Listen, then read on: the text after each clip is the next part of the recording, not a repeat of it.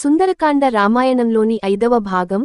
ఇది ప్రధానంగా హనుమంతుని సాహసాలు, భక్తి, ధైర్యం మరియు శ్రీరామునిపై ఆయన అపారమైన నిబద్ధతను వివరించేది. ఈ భాగంలో హనుమంతుడు లంకకు వెళ్లి, సీతాదేవిని కనుగొని, రాముని సందేశాన్ని ఆమెకు అందించడం వంటి ముఖ్యమైన సంఘటనలు ఉన్నాయి. సుందరకాండ కథా సారాంశం. సముద్రలంఘనము. హనుమంతుడు మహేంద్రగిరి మీద నుండి సముద్రాన్ని దాటి లంకకు ప్రయాణం ప్రారంభిస్తాడు. లంక ప్రవేశం.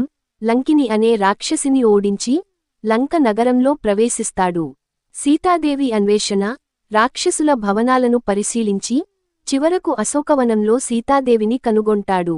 సందేశం అందించడం. సీతాదేవికి రాముని ఉంగరం చూపించి, ఆయన సందేశాన్ని తెలియజేస్తాడు. లంకలో విధ్వంసం.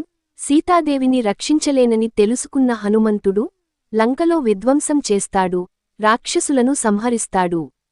రావణునితో సంభాషణ. హనుమంతుడు రావణుని ముందు హాజరై, సీతాదేవిని విడిచిపెట్టమని సూచిస్తాడు. రావణుడు అంగీకరించకపోవడంతో, హనుమంతుడి తోకకు నిప్పు పెట్టిస్తాడు. లంకకు నిప్పు పెట్టడం.